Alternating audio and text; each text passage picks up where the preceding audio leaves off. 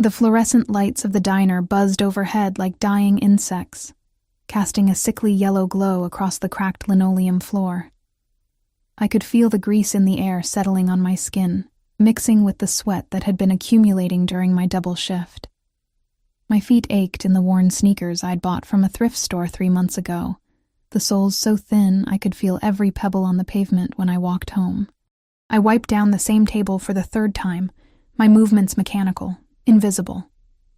That's what I'd become in the 8 months since everything fell apart, a ghost moving through spaces, serving coffee to people who never looked up from their phones, collecting tips that barely covered rent on the studio apartment I shared with the rats in the walls.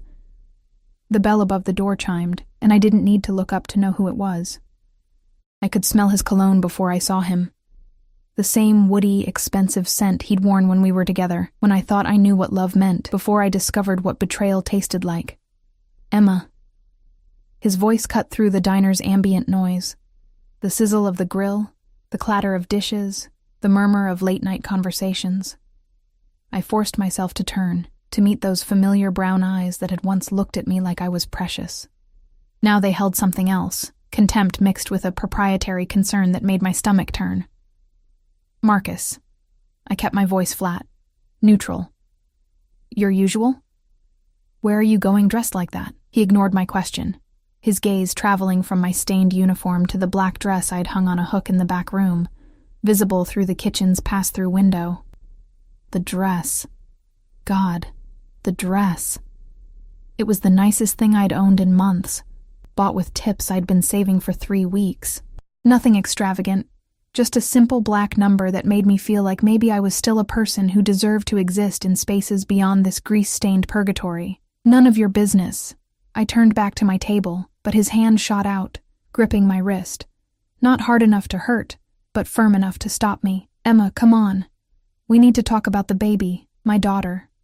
Lily, 3 years old with his dark curls and my green eyes. Currently at my mother's house because I couldn't afford childcare and still make rent.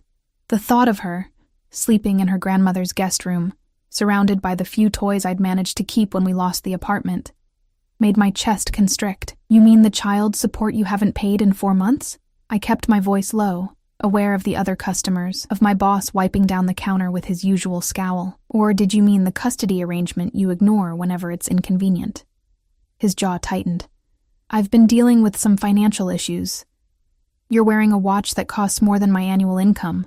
The Rolex gleamed on his wrist, catching the diner's harsh light. He'd always had money, or at least access to it. His family owned a chain of car dealerships across the state. What he hadn't had was loyalty or honesty, or any sense of responsibility beyond his own comfort. Look, he said, his tone shifting to that condescending patience that used to make me feel small. I'm worried about you.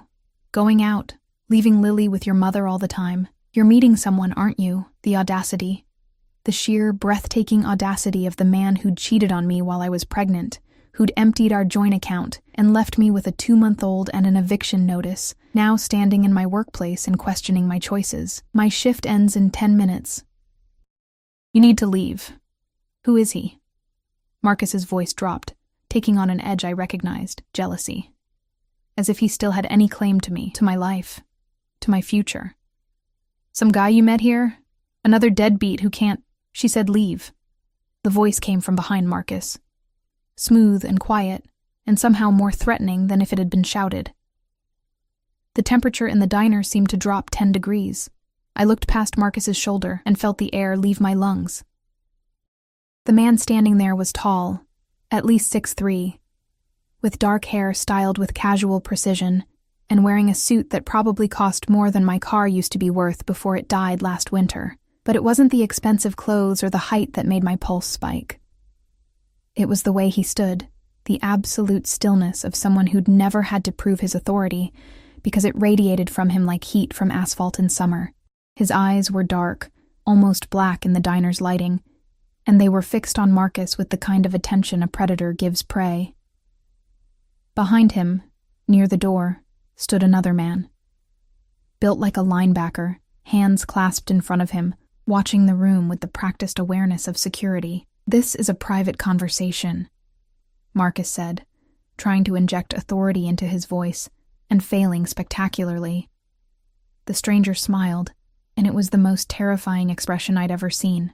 No. It's finished.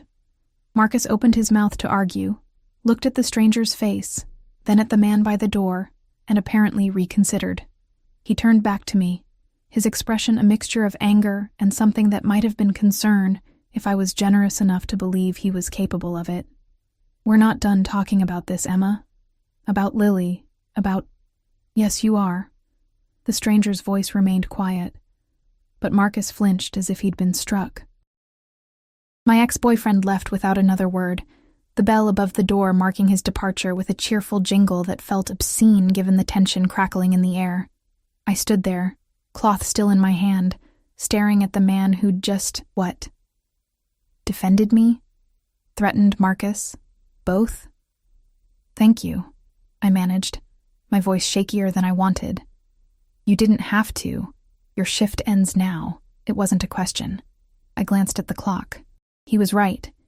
10 minutes had somehow evaporated during the confrontation. My boss was already counting the register, clearly wanting to close up. Yes, I need to change. Those dark eyes moved over me. Not in the way Marcus had looked at me, with judgment and possession, but with something else. Assessment. Interest. A hunger that made my skin prickle with awareness, and something dangerously close to excitement. The dress, he said, and somehow he'd seen it too, through that kitchen window. Wear it. It should have sounded like a command. It did sound like a command. But there was a question underneath it, a request wrapped in certainty, and I found myself nodding before I'd consciously decided to comply.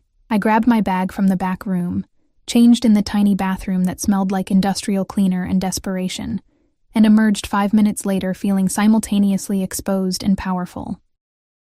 The dress fit perfectly, hugging curves I'd forgotten I had, making me feel like someone other than the exhausted single mother who served coffee for a living. The stranger was waiting near the door, and when I approached, he extended his arm. Not grabbing, not demanding, offering, "I'm Alessandro," he said. And his accent carried the faintest trace of something Mediterranean, something that spoke of places far beyond this small Pennsylvania town. Emma. My hand looked pale and small against his suit jacket. I know. The corner of his mouth lifted slightly. The reservation is for 8:30. We should go. Reservation. He'd made a reservation. For me. A stranger who'd walked into a dying diner at 11:45 at night and somehow knew my name. Knew when my shift ended. Knew... How did you... The car is outside. And it was. A black Mercedes S-Class with windows so deeply tinted I couldn't see inside. Idling at the curb where the streetlight had been broken for 3 weeks. The man who'd been standing by the door, his security, opened the back passenger door with practiced efficiency. This was insane. This was dangerous. Every instinct I'd developed over 26 years of life was screaming at me to walk away, to go home to my studio apartment, to call my mother and make sure Lily was sleeping safely. But Alessandro was looking at me with those impossible dark eyes, and his hand was still extended, and I could still smell Marcus's cologne lingering in the diner's stale air, could still hear his voice asking where I was going dressed like that, as if I needed his permission, as if I hadn't earned the right to feel beautiful after everything I'd survived. I placed my hand in Alessandro's and let him guide me into the car. The interior smelled like leather and something subtle and expensive. Cedar, maybe, with notes of citrus. The seats were heated despite the mild spring night, and I sank into luxury I hadn't experienced in so long it felt like a memory from someone else's life. Alessandro slid in beside me, close enough that I could feel the heat radiating from his body, far enough that I didn't feel trapped. The security guard took the passenger seat, and a driver I hadn't even noticed pulled away from the curb with smooth precision. "You're afraid," Alessandro observed. And it wasn't a question. "I don't know you." My hands were shaking slightly. I pressed them against my thighs, trying to still them. "No, but you're here anyway." He turned to look at me fully, and in the dim light of passing street lamps, his face was all sharp angles and shadows. Why? Because Marcus had looked at me like I was worthless. Because I was tired of being invisible.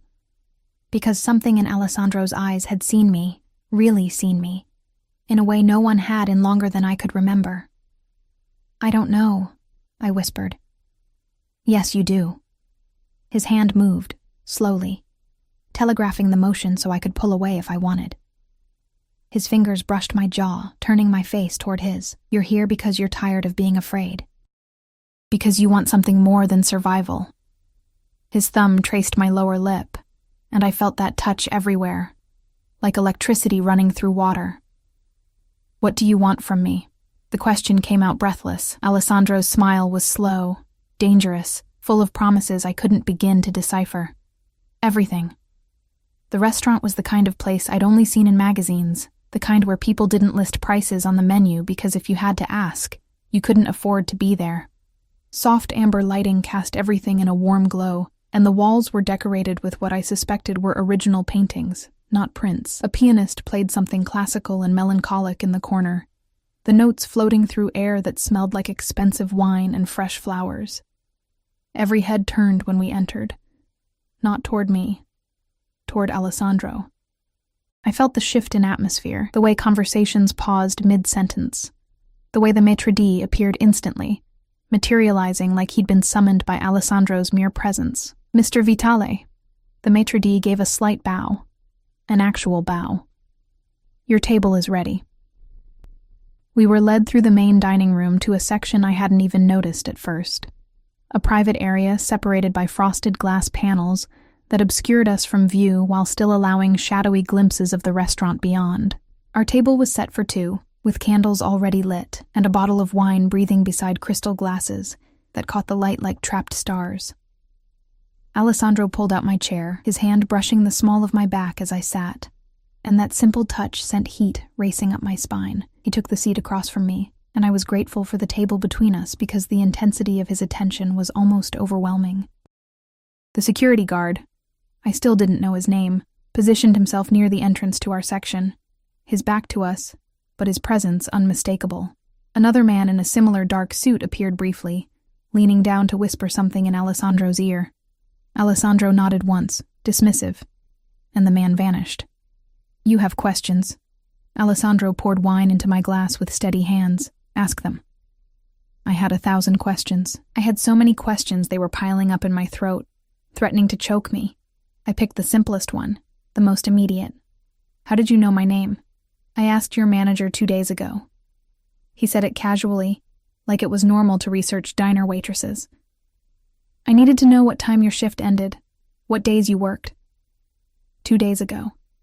He'd been watching me for 2 days, planning this, and I hadn't noticed. The thought should have terrified me. Instead, I felt something else, a dangerous thrill that mixed with the fear, making my pulse race. "Why?" Alessandro took a sip of his wine, considering me over the rim of his glass. "I saw you on Tuesday. You were carrying a tray of coffee cups, and one of the customers, a businessman in a cheap suit, snapped his fingers at you. Do you remember?" I did. The memory made my jaw clench. The man had treated me like furniture, like an object that existed solely to serve him. And when I'd brought his coffee 30 seconds later than he wanted, he'd left no tip and complained to my manager. "You didn't flinch," Alessandro continued, his voice dropping lower, more intimate. "You didn't cry, didn't argue. You apologized with a smile that never reached your eyes, and then you went back to work. But for just a moment when you turned away, I saw something else in your face." "What?" The question came out as barely more than a whisper. "Fire." His eyes held mine, dark and intense. Rage. Pride. Everything you wouldn't let him see because you needed that job more than you needed dignity. My throat tightened. No one had ever looked at me closely enough to see that, to understand the constant calculation I performed every day. How much could I swallow? How much could I endure? What price was I willing to pay for survival? I don't understand what that has to do with. I despise men who treat women as less than they are. The quiet violence in his tone made me shiver. Men like that businessman. Men like the one who came to your workplace tonight. Marcus. He meant Marcus. You know about him too. "I know everything about you, Emma." Alessandro leaned forward slightly, candlelight throwing shadows across his features. "I know you have a daughter, Lily. 3 years old. I know your ex-boyfriend hasn't paid child support in 4 months. I know you work 60-hour weeks and still barely make rent. I know your car broke down in January, and you've been taking the bus ever since. I know you're 26 years old and you've been invisible for so long you've started to believe that's all you are. Each fact landed like a physical blow. The invasion of privacy should have made me angry, should have sent me running from the restaurant. But the way he said it, not with pity, not with judgment, but with a fierce, possessive knowledge, made me feel seen in a way that was both terrifying and intoxicating. That's stalking. I tried to inject some strength into my voice. Yes. He didn't deny it, didn't apologize. It is. I should leave. But you won't. He was right, and we both knew it. I reached for my wine glass with trembling fingers, taking a larger sip than I'd intended. The wine was rich and complex, probably worth more than my weekly paycheck, and it burned pleasantly as it went down. A waiter appeared, silent, efficient, placing plates in front of us. I hadn't even looked at a menu, but the food was exquisite. Some kind of fish with saffron sauce, vegetables that looked like art. The waiter disappeared as quickly as he'd arrived, leaving us in our bubble of candlelight and tension. Eat, Alessandro said, and there was that command again, wrapped in concern. I picked up my fork, mainly to have something to do with my hands. The fish melted on my tongue, flavors I couldn't even name dancing across my palate. When had I last eaten something that wasn't instant noodles or leftover diner food? Tell me about Lily. His request was soft, genuine.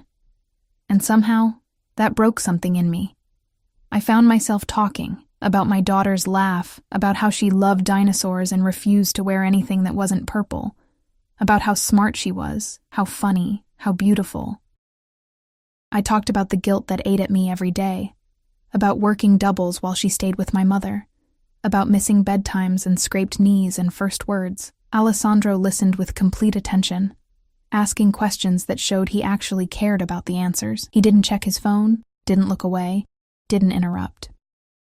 The security guard remained motionless by the entrance, and occasionally I'd catch glimpses of other men in dark suits passing by our section, but Alessandro's focus never wavered from me. "You're a good mother," he said, when I finally fell silent. My plate somehow empty, though I barely remembered eating. I'm a broke mother who can barely see her own child. You're a mother who works 60 hours a week to provide for her daughter. There's a difference.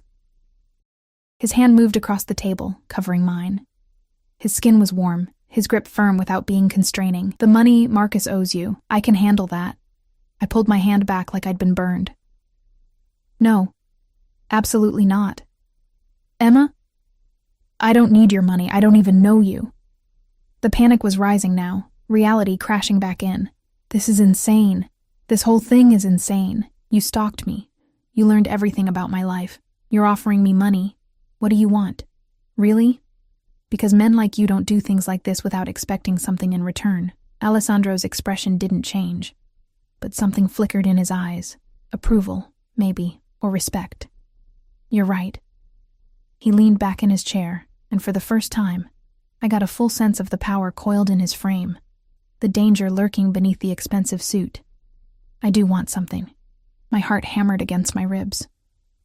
What? You.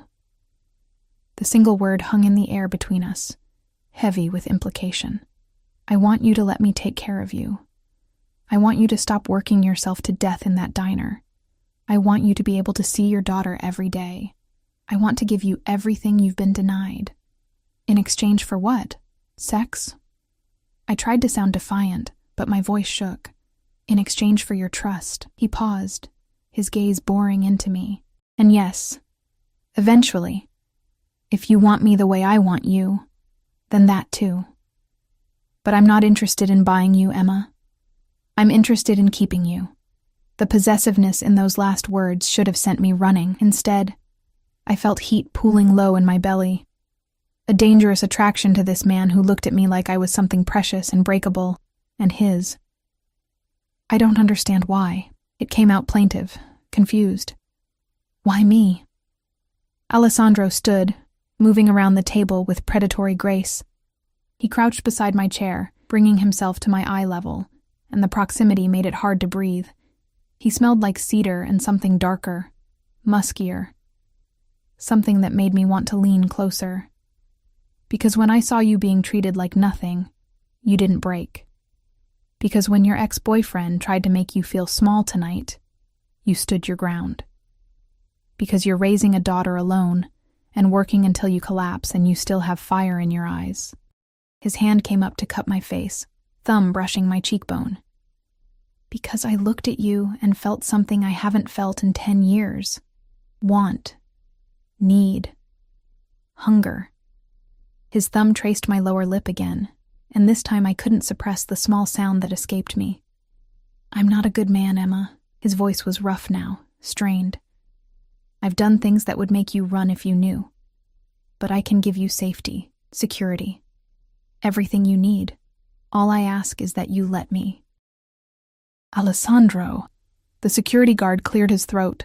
A subtle warning. Alessandro's eyes flickered with annoyance, but he stood, pulling a phone from his jacket pocket. He moved a few steps away, speaking in rapid Italian to whoever was on the other end. I caught only fragments, names I didn't recognize, numbers. Something about a shipment. When he returned, his expression had hardened slightly, the dangerous edge more pronounced. I need to handle something. He pulled out his wallet, black leather, thick with cards and cash, and extracted several bills, hundreds, multiple hundreds. He placed them on the table, for the meal, and for a car to take you home. I can't accept. You can, and you will. The command was back, no softness now. My driver will take you wherever you need to go. Tomorrow night, same time, I'll pick you up from the diner. I haven't agreed to see you again. Alessandro leaned down, his lips brushing my ear, and I felt that touch in every nerve ending. Yes, you have. His breath was warm against my skin.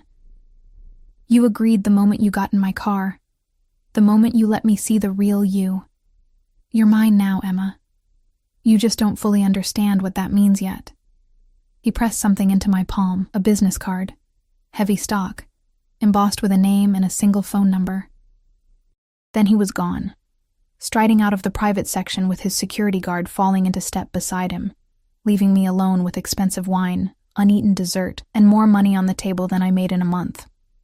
I sat there for a long moment, my hand still tingling where he'd touched me, my whole body thrumming with a dangerous cocktail of fear and desire. The card in my hand read simply, Alessandro Vitale with a phone number beneath.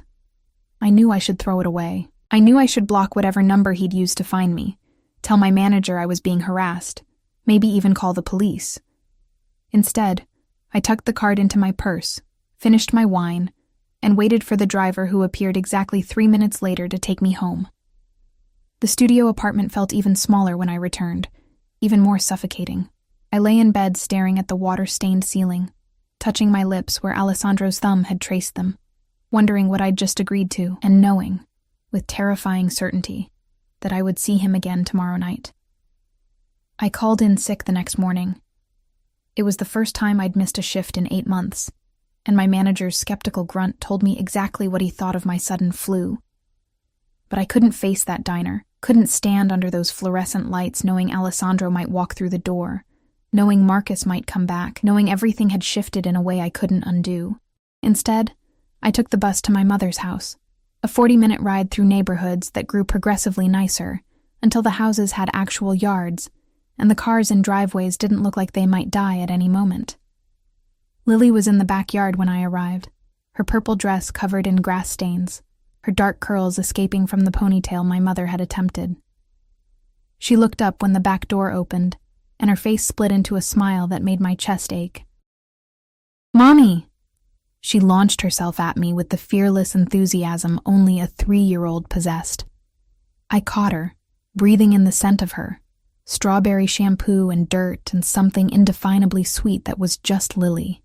This was why I worked 60-hour weeks. This was why I endured Marcus's condescension, and customers who snapped their fingers, and a life that felt like drowning. For these moments when my daughter's arms wrapped around my neck, and her laughter bubbled against my ear. "Hey, baby girl." I held her close, maybe a little too tight, Have you been good for Grandma? She let me have 2 cookies. Lily pulled back, her green eyes, my eyes, sparkling with mischief. And we watched the dinosaur movie 3 times. 3 times? I looked at my mother, who stood on the porch with her arms crossed and an expression that said we were going to talk later. She's very persuasive, Mom said dryly. Emma, can I speak with you inside? I set Lily down, watching as she immediately returned to whatever game she'd been playing with a collection of plastic dinosaurs. My mother led me into the kitchen that smelled like coffee and the cinnamon rolls she baked every Wednesday. Marcus came by yesterday. She didn't waste time. Looking for you. My stomach clenched. What did he say? That he was worried, that you were making bad choices, meeting strange men, neglecting your responsibilities. She paused, studying my face. He seemed genuinely concerned, Emma, almost frightened. Frightened. Marcus, who'd never been afraid of anything except commitment and honesty, had been frightened. The memory of Alessandro's quiet voice, she said leave, and Marcus's rapid retreat played through my mind. He doesn't get to be concerned about my choices. I kept my voice steady. Not after what he did. I agree. My mother poured 2 cups of coffee, sliding one across the counter to me. But I am concerned. You came home at 2 a.m. wearing a dress I've never seen before. And you've been staring at your phone every 5 minutes since you got here. So tell me, who is he? I wrapped my hands around the mug, letting the heat ground me. How could I explain Alessandro? The stalking that should have terrified me but instead made me feel seen. The money. The power. The way he'd looked at me like I was something precious and his. His name is Alessandro. I started with the simplest truth.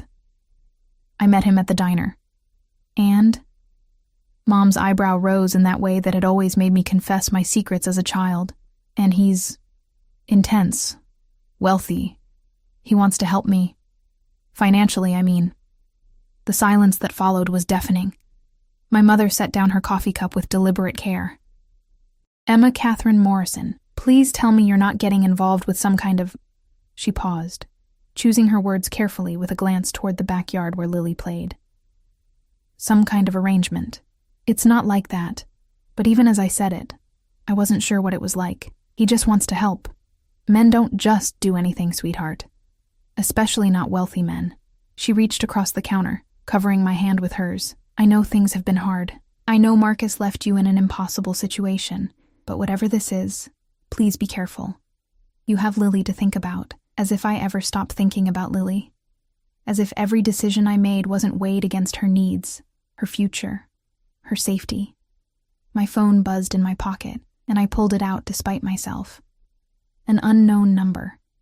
But I knew who it was before I even opened the message. I hope you slept well. The car will pick you up at 8, no question. No request. Just the assumption that I would comply. That I wanted to comply. I typed back quickly, I'm not at home. I'm with my daughter. The response came immediately, where? I hesitated, my thumb hovering over the screen. Giving him my mother's address felt like crossing a line, like inviting him into the part of my life that was still innocent, still pure. But I'd already given him so much, just by getting in his car, by drinking his wine, by letting him touch my face with such possessive tenderness. I sent the address.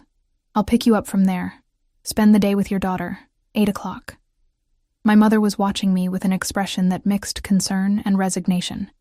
He's picking you up here, isn't he, Mom? I want to meet him. Her tone left no room for argument. If this man is going to be in your life, if he's going to be anywhere near my granddaughter, I want to look him in the eye. The thought of Alessandro meeting my mother should have been mortifying. Instead, I felt a strange flutter of something that might have been anticipation. What would he see when he looked at this modest house with its worn furniture and family photos covering every surface? Would he understand where I came from? What I was trying to protect? I spent the day with Lily, pushing aside thoughts of Alessandro and Marcus and money and danger. We played dinosaurs. We read books. We made lunch that Lily mostly wore instead of eating. For a few hours, I was just a mother with her daughter, and the world contracted to the size of my mother's backyard. But as the afternoon shadows lengthened, As 7 o'clock approached, and then 7:30, I felt the tension returning, coiling in my stomach like a snake preparing to strike. I changed back into the black dress. I'd brought it with me, unable to leave it behind, and fixed my hair in my mother's bathroom mirror. The woman looking back at me seemed like a stranger.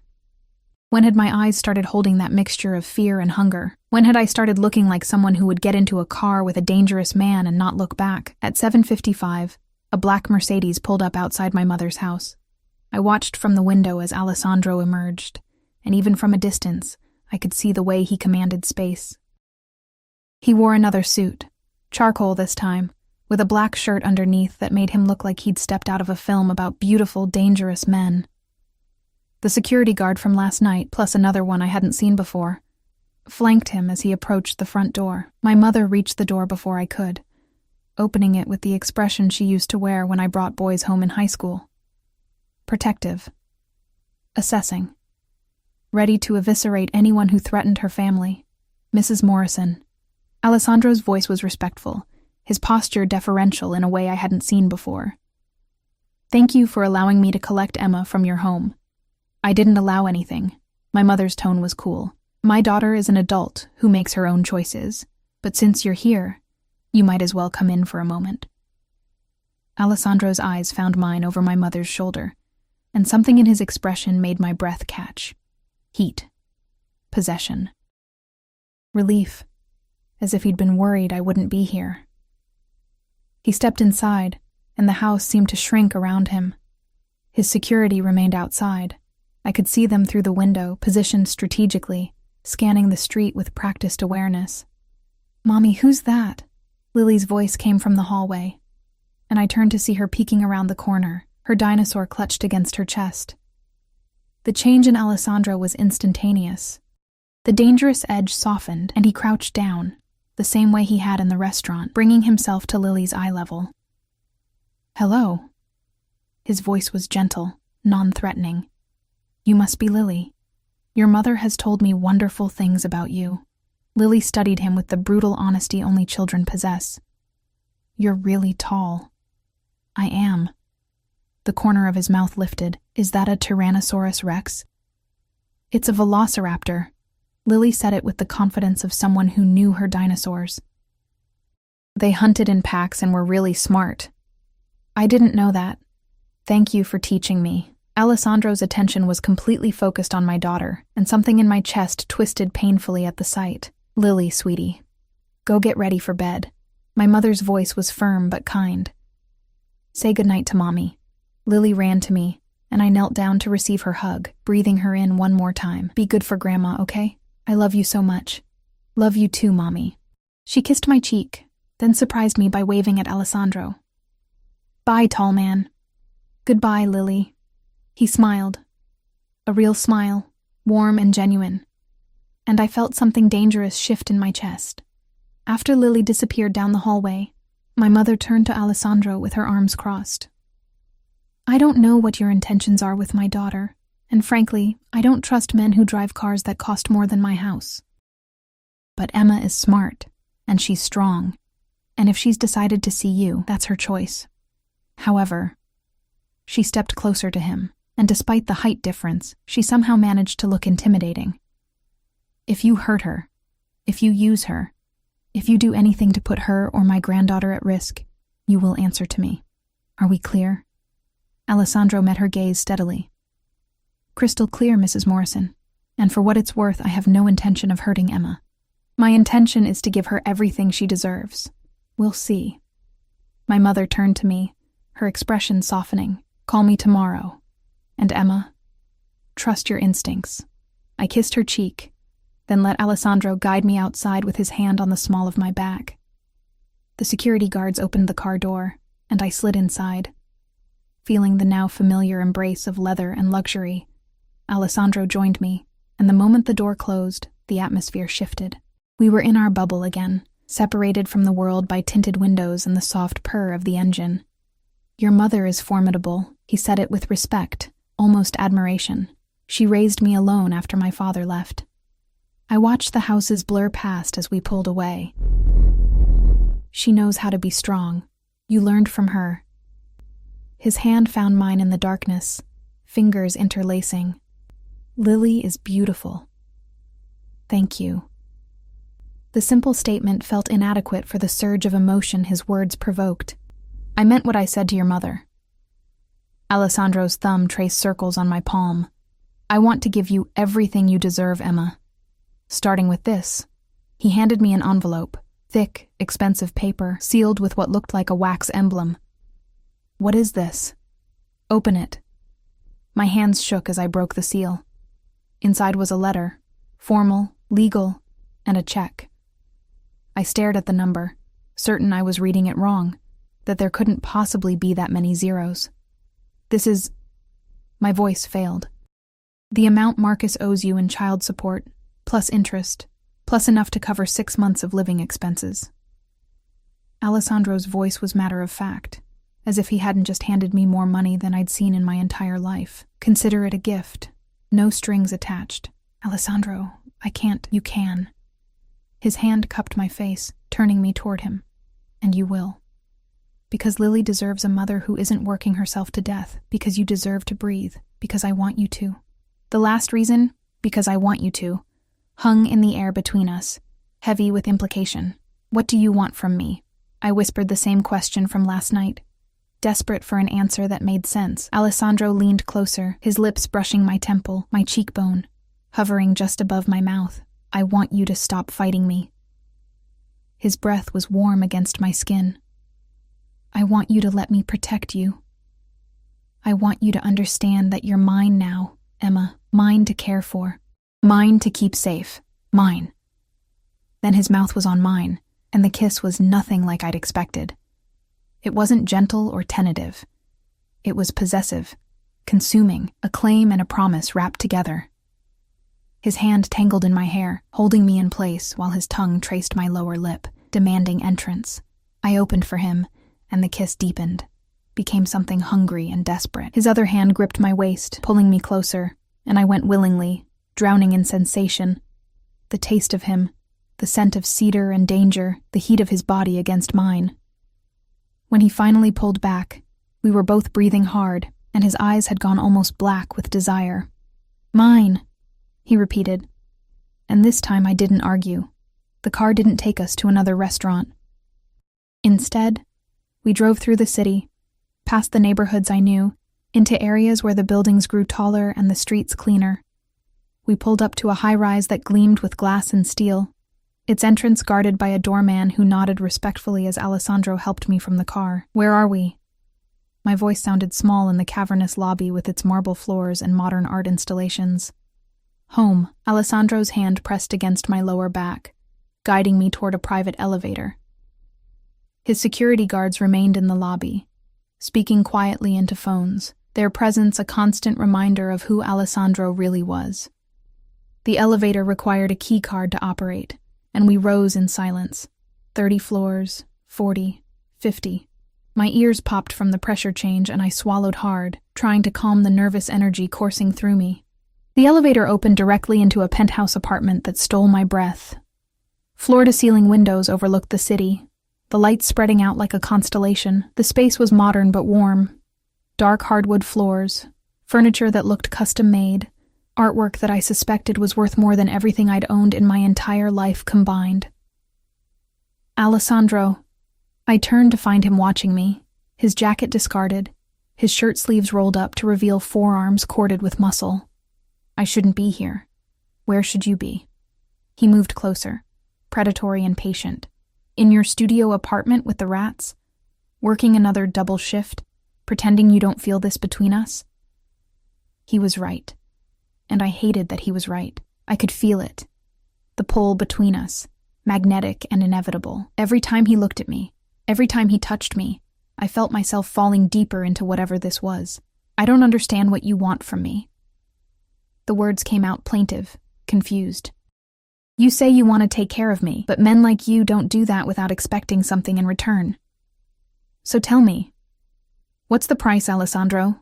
What do I owe you for the money, for the attention, for all of this? His jaw tightened, and for a moment, I saw something dark flash in his eyes. Anger, maybe. Or hurt. that I'd reduced what he was offering to a transaction. "Come here." It wasn't a request. I should have refused, should have demanded he take me home. But my feet carried me forward until I stood close enough to feel the heat radiating from his body, close enough to see the way his pupils had dilated. "The price," he said, his voice low and dangerous, "is your honesty. I want you to stop pretending you don't want this. I want you to stop lying to yourself about what you feel when I touch you." His hand rose, fingers trailing along my jaw, down my neck, tracing the line of my collarbone exposed by the dress. Everywhere he touched left fire in its wake. "I want you to admit that when your ex-boyfriend looked at you like you were nothing, part of you wanted me to do more than make him leave. Part of you wanted me to hurt him forever, making you feel small." My breath caught because he was right. I had wanted that. In some dark corner of my soul I didn't like to examine, I'd wanted Alessandro to make Marcus feel the fear I'd lived with for months. "I want you to stop working at that diner." His other hand found my waist, pulling me flush against him. "I want you to move into a place where Lily has her own room, where you don't have to choose between paying rent and buying food. I want you to let me give you the life you should have had all along. And in return?" My hands had somehow found their way to his chest, feeling his heartbeat strong and steady beneath my palms. "In return, you let me keep you." His forehead pressed against mine, his breath mingling with mine. "You let me protect you. You trust me when I say that no one will ever make you feel worthless again. You understand that from the moment I saw you, you became mine, and I don't let go of what's mine." The possessiveness should have scared me. It did scare me, but it also made something deep inside me unclench, some knot of tension I'd been carrying for so long. I'd forgotten what it felt like to breathe without it. "I'm not a possession." I tried to inject strength into my voice. "No." His lips brushed mine, feather light, teasing. "You're something far more valuable. You're mine by choice. Say it, Emma. Tell me you want this." I should have said no. Should have walked away, taken the check, used his money to build a better life, and never seen him again. But his hands were on my waist.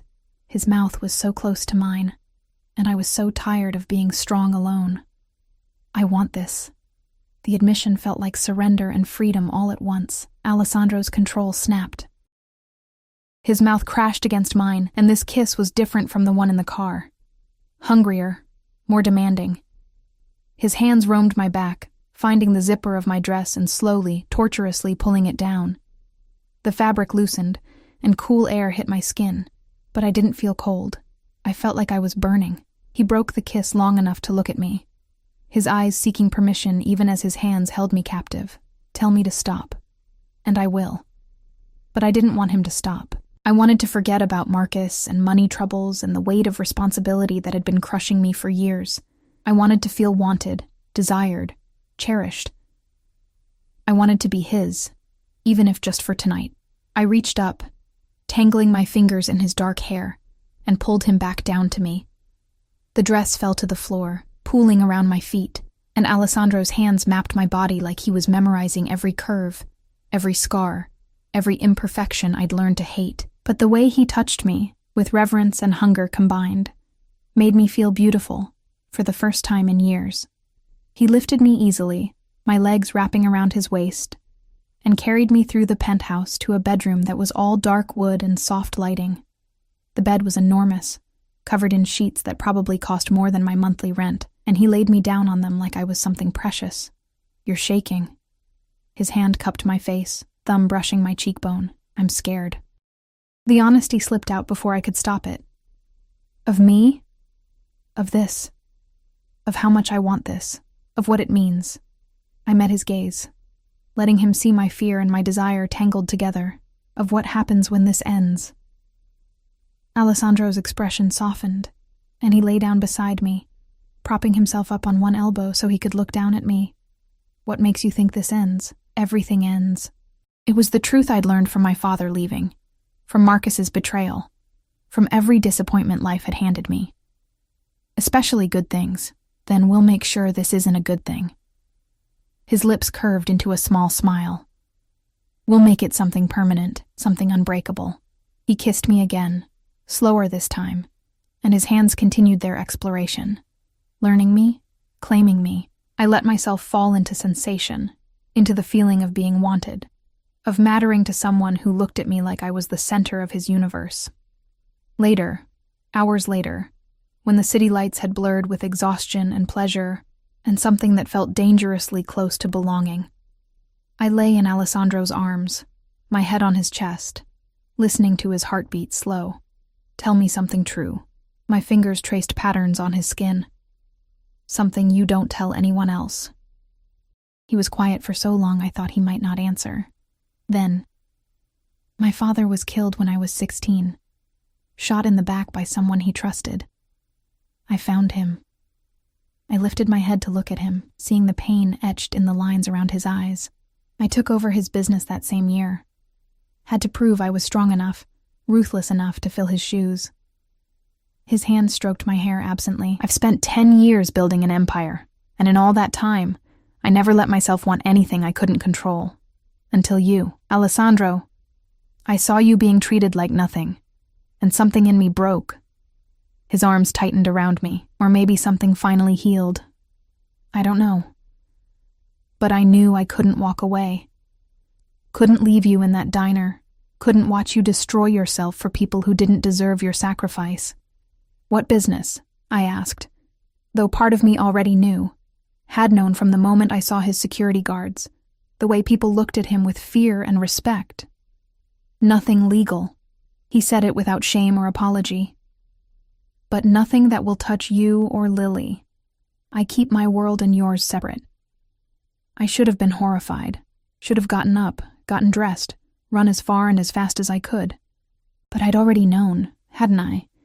Some part of me had recognized the danger in him from the first moment, and I'd gotten in his car anyway. The money you gave me is clean. I have legitimate businesses too. Real estate, investments. The check came from those accounts. He tilted my chin up, forcing me to meet his eyes. I won't lie to you, Emma. My hands aren't clean, but I'll never let my dirt touch you.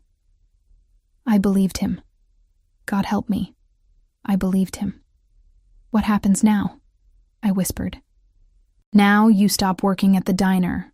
Tomorrow we look at apartments, somewhere safe, somewhere Lily can have her own room and a backyard to play in. You start building the life you deserve. His thumb traced my lower lip. And you let me be part of it. People will talk. The reality was starting to sink in.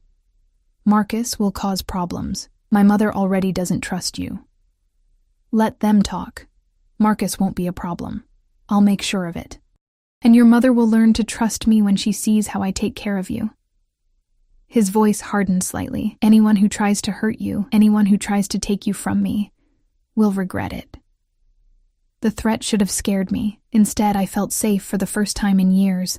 I curled back into his embrace, letting myself believe, just for tonight, that maybe fairy tales existed, that maybe women like me could be saved by dangerous men who looked at them like they were worth everything.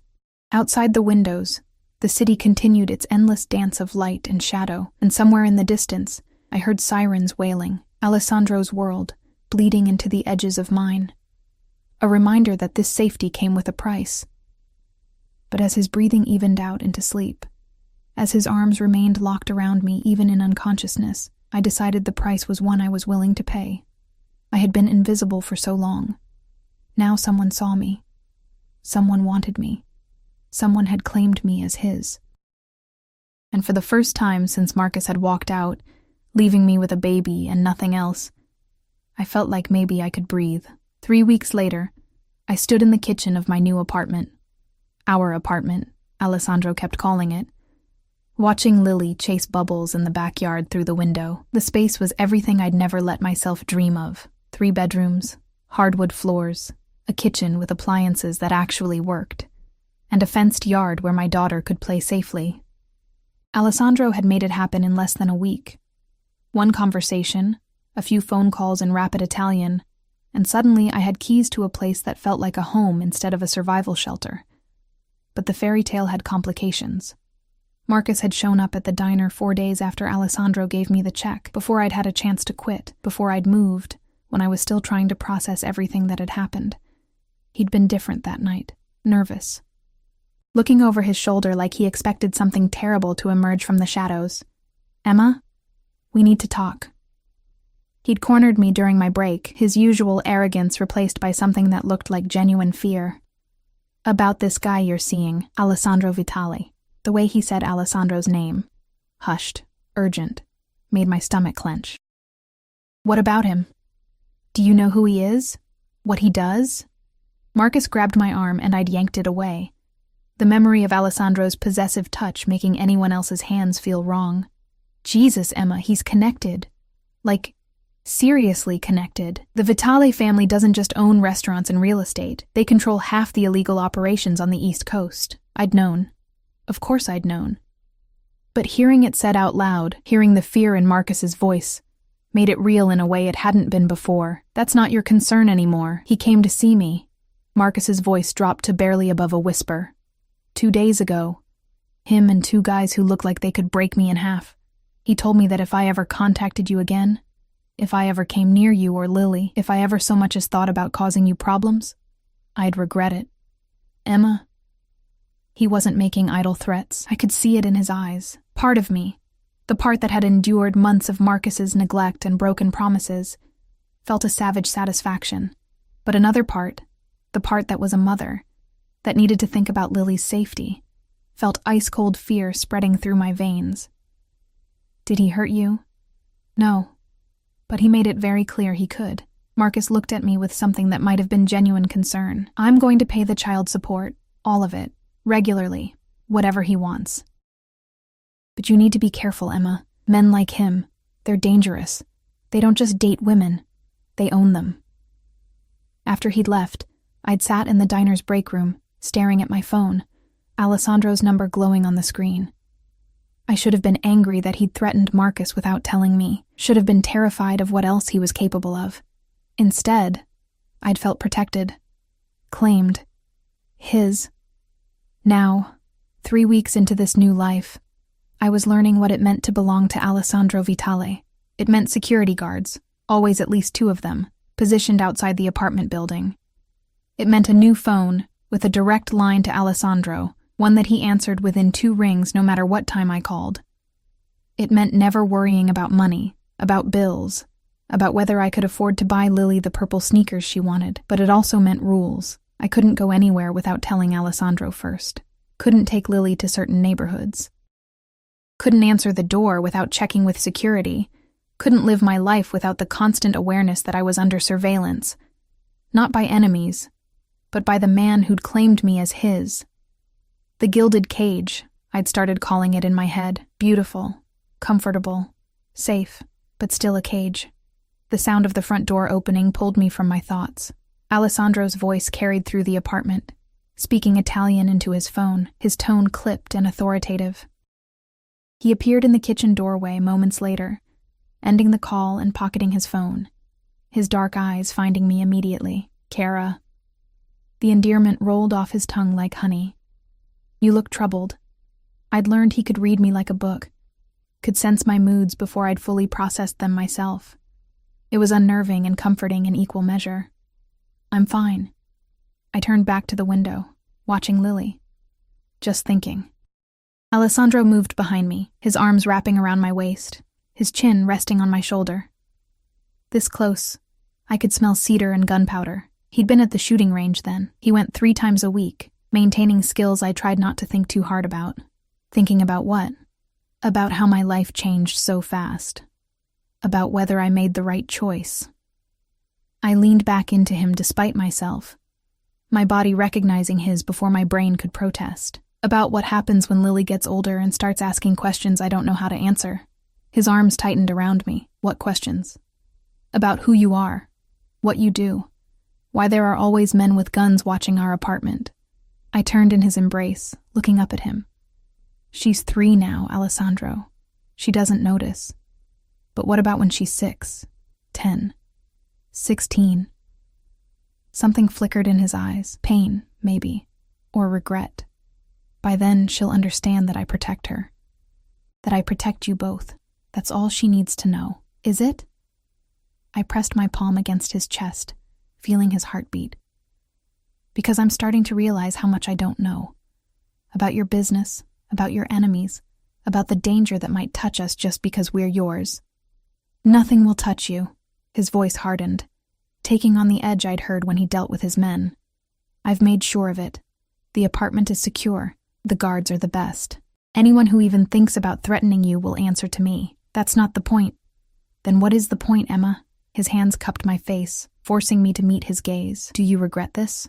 Regret me? Did I? That was the question that kept me awake some nights. Lying beside him in the massive bed, listening to his breathing, feeling the weight of his arm across my waist, like a claim and a promise. No. The admission came easier than it should have. I don't regret you. But I'm scared, Alessandro. I'm scared of how much power you have over my life. I'm scared of what it means that I can't imagine going back to how things were before. I'm scared that I'm teaching Lily that this is normal, that men who control everything, who have people killed. I saw the truth of it flash in his eyes. The confirmation he'd never speak aloud, are the kind of men we should love. I would never hurt you or Lily. His voice was fierce. Never. Everything I do to keep you safe. I know. And I did know. Could feel the truth of it in every possessive touch, every overprotective rule, every time he looked at me like I was the most precious thing in his dangerous world. But that doesn't make this less terrifying. Alessandro was quiet for a long moment, his thumbs tracing my cheekbones. Then, come with me. There's something I need to show you. He led me through the apartment to his office, a room I'd been in only a handful of times, always aware of the expensive technology, the locked filing cabinets, the secrets contained within. He pulled out a key, unlocking a drawer and extracting a thick folder. This is everything. He handed it to me. My legitimate businesses, my assets, my will. If something happens to me, everything goes to you and Lily. You'll be protected, provided for, untouchable. I stared at the folder, not opening it. Why are you showing me this? Because you need to understand what you mean to me. He turned my face up to his. I've spent 10 years building power, making sure no one could ever hurt me the way my father was hurt. I've been ruthless, cold, alone, and then I saw you, and everything I'd built suddenly had a purpose beyond survival. You and Lily. You're what I'm protecting. You're why I do what I do. Alessandro, I love you. The words hung in the air between us, raw and honest and terrifying. I've loved you since the moment I saw fire in your eyes while you smiled at a man who treated you like nothing. I love your strength, your sacrifice, your fierce protection of your daughter. I love that you challenge me, that you're scared but you're here anyway. I love you, Emma, and I will spend the rest of my life making sure you never regret choosing me. Tears blurred my vision. No one had ever said those words to me. Not Marcus, not anyone. I'd started to believe I was unlovable, that I was only worth what I could provide, what service I could render. I love you too. The words came out choked, broken. God help me, I do. Even though I'm terrified, even though I don't understand your world, even though I know I should run, I love you. Alessandro kissed me then, deep and possessive and tender all at once. And I kissed him back with everything I had. All my fear and hope and desperate need to believe that fairy tales could exist in the real world, even if they came wrapped in danger. When we finally broke apart, both breathing hard, he pressed his forehead to mine. Marry me. I pulled back, certain I'd misheard. What? Marry me, Emma. He said it again, stronger, more certain. Not because I need to own you more completely. You're already mine. But because I want the world to know it. Because I want Lily to have my name and my protection legally. Because I want to wake up every morning for the rest of my life knowing you chose me. It was insane. We'd known each other for less than a month. I barely understood his world. There were 1,000 reasons to say no. But when I looked at him, at the dangerous, powerful man who'd seen me when I was invisible, who'd given me safety when I was drowning, who loved my daughter like she was his own, I couldn't find a single reason that mattered more than the way my heart leaped at the thought of being his forever. Yes. The word came out as barely more than a whisper. Yes. I'll marry you. Alessandro's smile was radiant, transforming his usually severe features into something boyish and beautiful. He kissed me again, and I felt him reach into his pocket, felt something cool slide onto my finger. I pulled back to look at my hand and gasped. The ring was stunning, a deep blue sapphire surrounded by diamonds, set in platinum. It caught the light and threw it back in brilliant sparks, beautiful and substantial, and utterly unlike anything I'd ever imagined wearing. It was my mother's. Alessandro's voice was soft. The only thing I have left of her. She'd want you to have it. I couldn't speak around the lump in my throat, could only throw my arms around his neck and hold on while tears streamed down my face. Tears of joy and fear, and overwhelming gratitude for this impossible, dangerous, perfect love. A knock on the office door interrupted us. One of Alessandro's men, Giovanni, the one who usually drove us, stood in the doorway with his phone in hand. "Boss, we have a situation." Alessandro's demeanor shifted instantly, the tender lover replaced by the commanding presence I'd only glimpsed. "What kind of situation?" "The Carmichael crew. They're making noise about territory. Specifically, they're asking about the girl." Giovanni's eyes flicked to me, apologetic. "About Emma." I felt Alessandro's entire body tense, felt the danger radiating from him like heat. "Handle it. I want names, locations, everything. And double the security here. No one gets within a block of this building without my knowing about it." "Already done, boss." After Giovanni left, Alessandro turned back to me, and I could see him struggling to soften his expression, to be the man who'd just proposed, rather than the one who'd just ordered someone's death. Because that's what "handle it" meant. I was learning to understand the language of his world. "You're in danger because of me." It wasn't a question. "You're protected because of me," he corrected, his hands gripping my shoulders. "There's a difference. These people, they're testing boundaries, trying to find weakness. They won't find it. You and Lily are untouchable, Emma. I promise you that." I wanted to argue, to point out that being untouchable meant living in a fortress, meant security guards and restricted movements, and the constant awareness of threats. But when I looked into Alessandro's eyes, I saw the truth. This was his world, and I'd chosen to enter it. For better or worse, I was his now, and his protection came with his dangers. "What do we tell Lily?" I glanced toward the backyard, where my daughter still played, oblivious to the violence swirling at the edges of her world. "We tell her we love her. We tell her she's safe. We tell her that sometimes the best families are the ones we choose, not the ones we're born into." Alessandro pulled me close, his arms creating a shield around me. "And we make sure that every day of her life, she knows she's cherished." I leaned into him, letting myself believe in the safety of his embrace, letting myself trust that his love was stronger than his dangers. That evening, we sat in the backyard together, Alessandro, Lily, and me.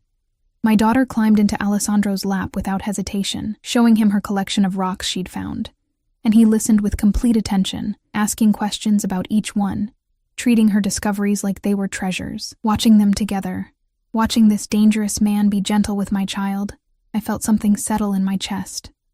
Maybe our family wasn't traditional. Maybe our love story had started with stalking and money and threats. Maybe our future would always have shadows lurking at its edges.